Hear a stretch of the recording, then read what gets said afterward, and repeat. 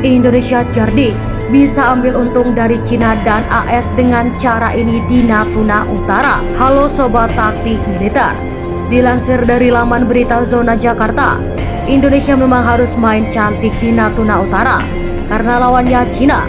Cina tak bakal memberi kesempatan kedua bila Indonesia salah langkah di Natuna Utara. Kepulauan Spratly hingga Paracel sebagian sudah Cina duduki. Filipina yang paling dirugikan dalam hal ini. Filipina kehilangan sekitar 80 buah pulaunya di Spratly, Cina, sampai memastikan bahwa Filipina tak bakal bisa merebut pulau yang sudah didudukinya, sebab Cina menggunakan taktik strategi kubis. Namun siapa sangka, sebagaimana yang dikutip dari laman berita tersebut yang berjudul Permainan Cantik Indonesia Guide Amerika Serikat, pertahankan Natuna Utara, namun tetap ambil untung dari Cina. Strategi kubis sendiri merupakan taktik untuk mengepung sebuah pulau atau blok laut yang dilakukan Cina. Pengepungan ini bertujuan mengilosir pendudukan pasukan musuh yang mempertahankan pulau atau wilayah tersebut.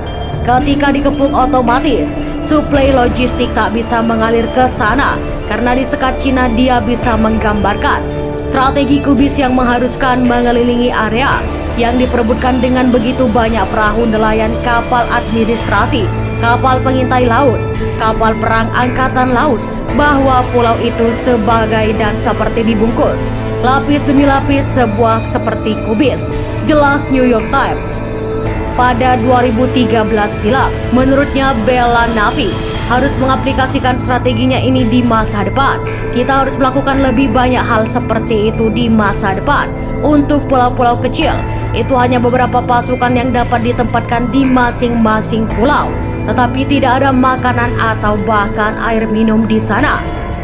Jika kami melakukan strategi kubis, Anda tidak akan dapat mengirimkan makanan dan air minum ke pulau-pulau, jelasnya. Tapi Cina tidak bisa melakukan taktik ini di Natuna Utara, sebab militer Indonesia mempunyai kemampuan menembus blokade yang dilakukan Cina. Berbeda dengan Filipina yang punya angkatan laut lemah, militer Indonesia tak sanggup atau tak bisa dianggap enteng oleh Cina.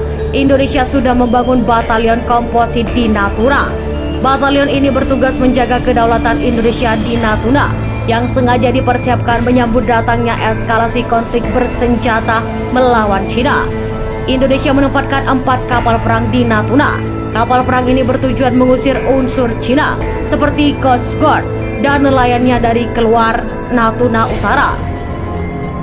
Di Indonesia juga menempatkan 1 flag F-16 di Natuna, jaga-jaga bila angkatan laut membutuhkan dukungan udara. Analisis senior dari Australia Strategic Policy Institute UML itu penasaran dengan pergerakan militer Indonesia di Natuna Utara, sebab Indonesia terkadang sulit ditembak arah strateginya di Natuna Utara.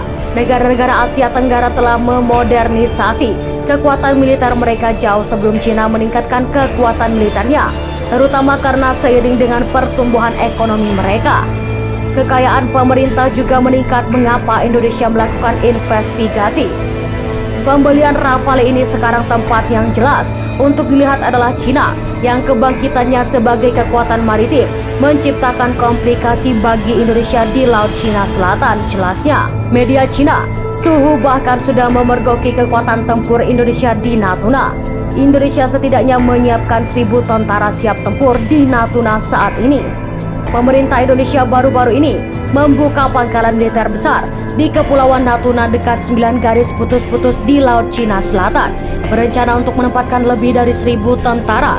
Dalam hal ini Presiden Indonesia Jokowi dengan tegas mengatakan bahwa kedaulatan Kepulauan Natuna adalah milik Indonesia dan siapapun yang ingin menyerbu wilayah Indonesia akan menerima akibatnya, jelasnya.